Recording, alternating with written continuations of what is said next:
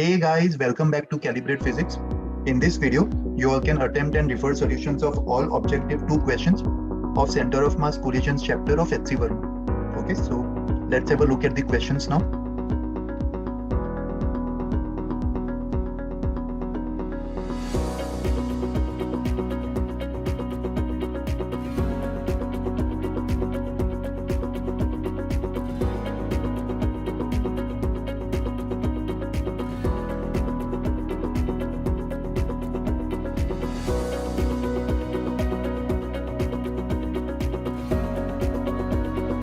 अपने answers verify कर लो.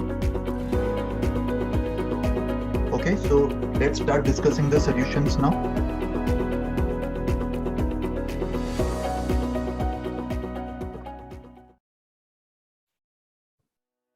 Question number 1. The center of mass of a system of particles is at the origin. It follows that the number of particles to the right of origin is equals to the number of particles to the left. So देखो ये statement 100% सही होगा ये जरूरी नहीं है. इसका एक एग्जांपल देखो. मान लो सेंटर ऑफ मास ओरिजिन पे है और राइट में अगर मान लो m और m सेम मास के अगर दो पार्टिकल्स d डिस्टेंस पे रखे होते और लेफ्ट में 2m मास का पार्टिकल अगर d डिस्टेंस पे रखा होता तो भी इस पूरे सिस्टम का सेंटर ऑफ मास ओरिजिन पे होगा, राइट. बट यहाँ पे सेंटर ऑफ मास के राइट में दो पार्टिकल्स है और सेंटर ऑफ मास के लेफ्ट में एक ही पार्टिकल है. सो नंबर ऑफ पार्टिकल्स का सेम होना कंपलसरी नहीं है. So option A is incorrect. Option B, the total mass of the particles to the right of the origin is same as the total mass of the particle to the left of the origin. So ये भी 100% सही होना जरूरी नहीं है, because एक और example, let's say this is the origin और यहाँ पे अगर मैं d डिस्टेंस पे 2m मास का पार्टिकल रखता और लेफ्ट साइड में अगर मैं 2d डिस्टेंस पे m मास का पार्टिकल रखता तो इस केस में भी इन दोनों पार्टिकल्स का सेंटर ऑफ मास ओरिजिन पे ही होगा. अगर अपन एक्सकॉम का फॉर्मूला अप्लाई करते m1 x1 plus m2 x2 तो ये 2md plus m into minus 2d upon m1 plus m2, तो इससे एक्सकॉम 0 आ जाएगा. That means इस एग्जाम्पल से अपन प्रूव कर सकते हैं that statement 2 is also incorrect, right? Total mass का भी सेम होना कंपलसरी नहीं. Option C, the number of particles on the x axis should be equals to the number of particles on the y axis. ये भी जरूरी नहीं है. Option ए से ही अपन प्रूव कर सकते हैं कि ऑप्शन सी भी इनकरेक्ट होगा. नंबर ऑफ पार्टिकल से कोई लेना देना नहीं है. Option D, if there is a particle on the positive x axis there must be at least one particle on the negative x axis. ये ऑप्शन भी इनकरेक्ट है क्योंकि अगर मान लो ये ओरिजिन है 0.4 और पॉजिटिव एक्स एक्सिस पे अगर 2m मास का पार्टिकल है तो सेंटर ऑफ मास को ओरिजिन पे लाने के लिए नेगेटिव एक्स एक्सिस के एग्जैक्टली ऊपर पार्टिकल का होना कंपलसरी नहीं है. अगर मैं इस रीजन में दो पार्टिकल्स को रखूं which is not on the x axis तो इस केस में भी तीनों पार्टिकल्स का सेंटर ऑफ मास ओरिजिन पे लाना पॉसिबल है. That means there must be at least one particle on the negative X axis. Negative X axis मतलब ये वाले लाइन के ऊपर, ये वाले लाइन के ऊपर किसी एक पार्टिकल का होना कंपलसरी नहीं है, राइट. सो ऑप्शन डी भी इनकरेक्ट होगा. Question number 2. A body has its centre of mass at the origin, then the x coordinate of the particles. सारे पार्टिकल्स का एक्स कोऑर्डिनेट पॉजिटिव नहीं हो सकता, राइट, एंड सारे पार्टिकल्स का x coordinate negative भी नहीं हो सकता. तो दो पॉसिबिलिटीज है, आइदर सारे पार्टिकल्स का एक्स कोऑर्डिनेट 0 और अगर सारे पार्टिकल्स का एक्स कोऑर्डिनेट 0 हो गया दैट मींस 0 को भी अपन नॉन नेगेटिव बोल सकते. So maybe all non negative. Option C is correct in a way क्योंकि सारे कोऑर्डिनेट्स 0 के इक्वल भी हो सकते तो वो नॉन नेगेटिव वाला ही केस हो जाएगा. अगर मस्ट बी नॉन नेगेटिव होता तो इनकरेक्ट होता. मे बी नॉन नेगेटिव मतलब अगर एक भी एग्जाम्पल इस स्टेटमेंट को सही कर रहा है तो वो स्टेटमेंट को अपन करेक्ट मान सकते हैं. And option D, some x coordinates may be positive some may be negative, तो ऑप्शन डी तो डेफिनेटली करेक्ट है, right. Question number 3. In which of the following cases the centre of mass of a rod is certainly not at its center. So देखो अगर uniform rod होता तो uniform rod का centre of mass definitely centre पे होता अभी देखते हैं ऑप्शन ए में क्या दिया हुआ है. The density continuously increases from left to right. अगर density continuously left to right increase कर रहा है तो डेफिनेटली रॉड का जो राइट हाफ है वो ज्यादा हैवी होगा और सेंटर ऑफ मास अपने ज्योमेट्रिकल सेंटर से राइट की तरफ शिफ्ट कर जाएगा. Similarly option B, the density continuously decreases from left to right. उस केस में लेफ्ट पार्ट ज्यादा हैवी होता और सेंटर ऑफ मास लेफ्ट की तरफ शिफ्ट कर जाता. राइट, सो ऑप्शन ए और बी करेक्ट है. इन दोनों केसेस में centre of mass definitely rod के ज्योमेट्रिक सेंटर पे नहीं होगा. Option C, the density decreases from left to right up to the centre and then again increases. तो यहाँ पे अपन फॉर श्योर बोल नहीं पाएंगे क्योंकि डेंसिटी अगर पहले डिक्रीज कर रहा है और फिर इंक्रीज कर रहा है तो centre of mass geometrical centre पे भी आ सकता है, क्योंकि इस केस में दोनों लेफ्ट और राइट हाफ का डिस्ट्रीब्यूशन सिमिलर करवा सकते हैं अपन रॉड के ज्योमेट्रिक सेंटर से. And similarly statement D, the density increases from left to right up to the centre and then again decreases.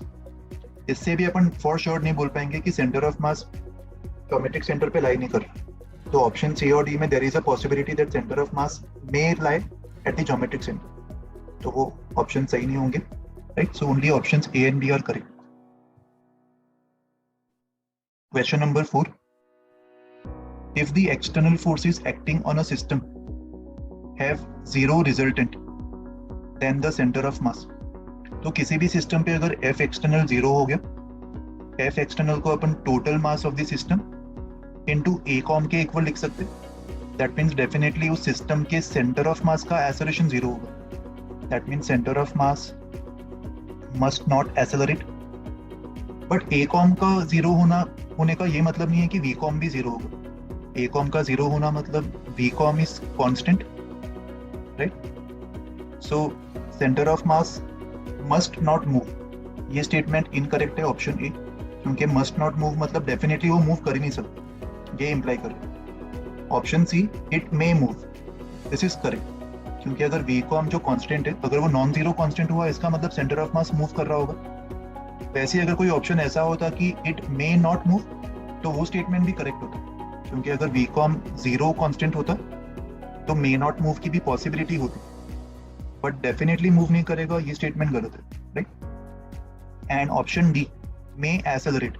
Acceleration का तो कोई चांस ही नहीं है बिकॉज एक्सटर्नल फोर्स 0 मतलब ए कॉम डेफिनेटली 0 होना चाहिए. So options B and C correct होंगे. Question number 5. A non-zero external force acts on a system of particles. That means particles के center of mass का एक non-zero acceleration होगा. The velocity and the acceleration of the center of mass are found to be v0 and a0 at an instant t. It is possible that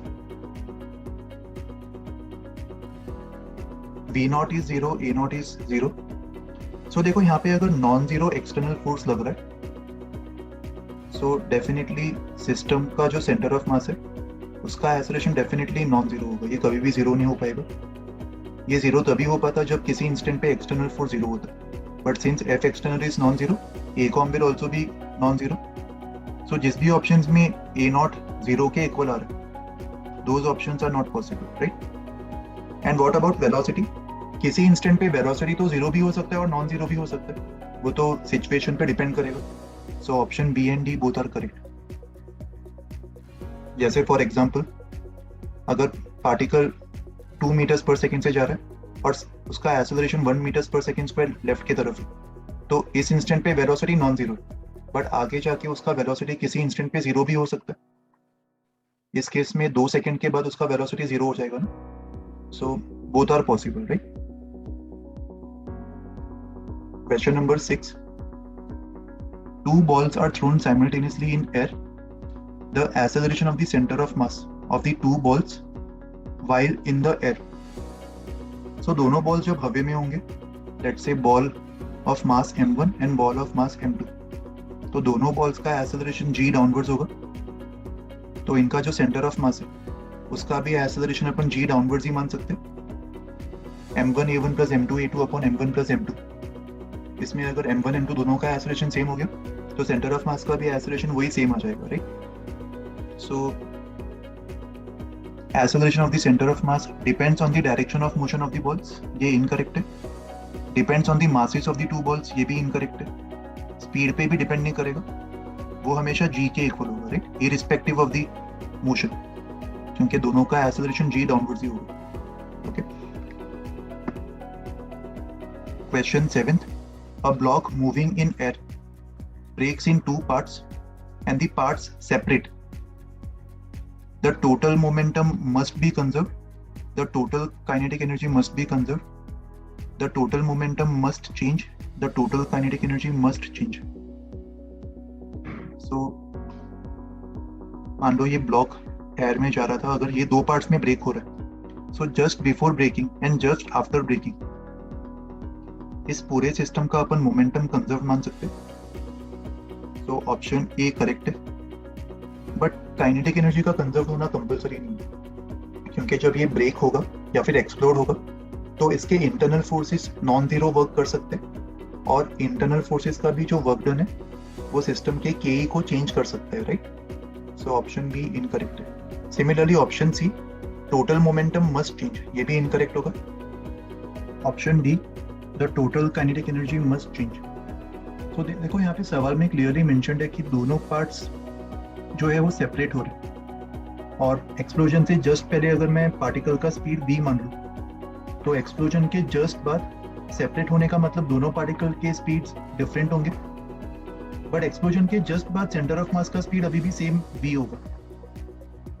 so explosion के बाद इस system का जो kinetic energy है उसको लिखने का तरीका क्या होगा? Kinetic energy of the system equals to kinetic energy of the system with respect to centre of mass plus total mass of the system into half into v COM का square. Explosion से just पहले system का K half mv square था, and explosion के just बाद half mv square plus ये term आ जाएगा K system with respect to centre of mass. और ये वाला टर्म जीरो तभी होगा जब सिस्टम में हर एक पार्टिकल सेंटर ऑफ मास की स्पीड से ही जा रहा हो, मतलब सारे पार्टिकल्स का अगर स्पीड इक्वल हुआ तभी ये वाला टर्म जीरो होगा. बाकी सारे केसेस में ये टर्म एक पॉजिटिव नंबर होगा. दैट मीन्स एक्सप्लोजन के बाद डेफिनेटली के इंक्रीज करेगा अगर सारे पार्टिकल सेम स्पीड से नहीं जा रहे तो. और यहाँ पे सवाल में क्लियरली मेंशन्ड है कि दोनों पार्ट सेपरेट हो रहे हैं, तो इसका मतलब दोनों पार्टिकल्स का जो स्पीड है वो सेम नहीं होगा, राइट? सो ऑप्शन डी भी करेक्ट है. The kinetic energy of the system must change after explosion, right? Question number 8. In an elastic collision, the kinetic energy remains constant. See, ये statement का मतलब है कि पूरे कोलिजन के दौरान वो कांस्टेंट रहेगा, बट जिस इंस्टेंट पे कोलिजन हो रहा होगा उस समय काइनेटिक एनर्जी का कुछ पार्ट पोटेंशियल एनर्जी में कन्वर्ट होगा, वो डिक्रीज करेगा, एंड बाद में वापस पोटेंशियल एनर्जी रिकन्वर्ट हो जाएगा, तो वापस के इंक्रीज करके सेम हो जाएगा. So before collision and after collision we can say that K is same, but पूरे कोलिजन में वो कांस्टेंट नहीं होगा. So option A is incorrect. The linear momentum remains constant. Option B correct है. Even during collision अपन assume कर सकते हैं कि सिस्टम का लीनियर मोमेंटम कांस्टेंट रहेगा, क्योंकि कोलिजन के दौरान जो फोर्सेस ऑपरेट करेंगे वो सिर्फ इंटरनल होंगे, सिस्टम पे एक्सटर्नल फोर्स जीरो लग रहा होगा. सो before collision, even during collision and after collision, through out this time instant linear momentum will definitely remain constant, right? Assuming external forces to be zero. So option C correct होगा. Option B correct होगा. Then option C, the final kinetic energy is equals to the initial. Option C भी correct है. And option D, the final linear momentum is equals to the initial. Option D भी correct होगा, right? Question number 9. A ball hits a floor and rebounds after an inelastic collision. In this case, the momentum of the ball just after the collision is same as that just before the collision.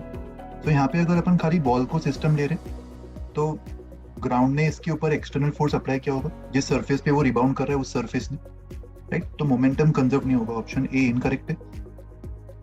The mechanical energy of the ball remains the same during the collision. Inelastic collision में उसका mechanical energy कम हो गया होगा, so option B भी incorrect होगा. The total momentum of the ball and the earth is conserve. So यहाँ पे अगर अपन अज्यूम करें कि बॉल अर्थ के सरफेस पे कोलाइड कर रहा है ग्राउंड पे, तो बॉल और अर्थ अगर इन दोनों को एक सिंगल सिस्टम माना जाए तो कोलिजन के दौरान जो भी फोर्सेस होंगे वो इंटरनल होंगे, और इस पूरे सिस्टम का अपन टोटल मोमेंटम कंजर्व मान सकते हैं before collision and after the collision, because all the forces involved during collision will be internal, right? So option C is correct. Option D, the total energy of the ball in the earth system remains the same. Total energy same रहेगा, right? क्योंकि जो भी mechanical energy में loss होगा वो किसी और form of energy में कन्वर्ट हो रहा होगा, may be deformation potential energy या फिर हीट एनर्जी, राइट? तो इन सब का जो कॉम्बिनेशन है, the combined total energy of the ball in the earth will remain the same. Option D is also correct. Okay, question number 10. A body moving towards a finite body at rest collides with it. It is possible that both the bodies comes to rest. So देखो, initially let's say m1 मास का body किसी speed से move कर रहा था u, और दूसरा body rest पे था. सो दोनों बॉडीज अगर रेस्ट पे आ गए तो कंजर्वेशन ऑफ मोमेंटम, ये वाला प्रिंसिपल वायोलेट हो जाएगा. यहाँ पे अपन दोनों मासेस का लीनियर मोमेंटम कंजर्व कर सकते हैं, और initial linear momentum non zero है, सो फाइनल लीनियर मोमेंटम भी नॉन जीरो होना चाहिए, राइट? दैट मीन्स दोनों बॉडीज का रेस्ट पे आना पॉसिबल नहीं है. उस केस में फाइनल लीनियर मोमेंटम जीरो हो जाएगा. So option A is incorrect. Option B, both the bodies move after the collision. यहाँ पे हमें बस पॉसिबिलिटी चेक करना, 100% ऐसा होगा ये इंप्लाई नहीं कर रहे. तो दोनों बॉडीज आफ्टर कोलिजन मूव तो कर ही सकते. ऑप्शन बी करेक्ट है. It will depend on the masses and the type of collision. Option C, the moving body comes to rest and the stationary body starts moving. अगर मान लो दोनों masses equal होते और कोलिजन परफेक्टली इलास्टिक होता, तो उस case में दोनों बॉडीज अपने वेलोसिटीज को इंटरचेंज कर लेते, और पहला बॉडी रेस्ट पे आ जाता एंड दूसरा बॉडी उतने ही वेलोसिटी से मूव कर जाता. So option C is also one of the possibilities. Option D, the stationary body remains stationary and the moving body changes its velocity. So देखो, यहाँ पे जो बॉडी रेस्ट पे है, इस पे जब ये इनकमिंग बॉडी हिट करेगा तो हिट करते समय इसने कुछ तो फोर्स लगाया होगा इस स्टेशनरी बॉडी पे, तो इसका रेस्ट पे रहना पॉसिबल नहीं होगा. अगर इसका मास अपन बहुत ज्यादा भी मानते तो भी ये कुछ तो नेग्लिजिबल स्पीड एक्वायर तो करेगा, राइट? तो लार्ज मासेस के लिए उसको रेस्ट पे मानना एक अजम्पशन होता है, because the speed acquired is negligible. But still technically उसको एट रेस्ट बोलना गलत होगा, क्योंकि कुछ ना कुछ नॉन जीरो स्पीड तो वो एक्वायर करने ही वाला है in any case. So option D is incorrect, right? Question number 11. In a head-on elastic collision of two bodies of equal masses. Equal masses की जब दो bodies perfectly elastic collision undergo करते तो उनके velocities interchange हो जाते. Velocities का interchange होना मतलब उनका speed भी interchange होना और direction भी interchange होना, right? So A और B दोनों correct है. Their momentums are interchanged. ये भी correct होगा क्योंकि masses तो equal ही, तो अगर velocity interchange हो गए तो momentum भी interchange हो गए. Option D, the faster body slows down, क्योंकि फास्टर बॉडी का जो वेलोसिटी अभी वो स्लोअर बॉडी जितना हो जाएगा एंड स्लोअर बॉडी का वेलोसिटी फास्टर बॉडी जितना हो जाएगा. So option D is also correct, right? So guys, this completes our discussion of all the questions from this video. Keep up the hard work and continue solving many such questions from other videos of this channel as well. You all can also subscribe to the channel Calibrate Physics and click on the bell icon to get regular updates of many such videos in the future. So guys, thank you for watching this video and do take very good care of yourselves.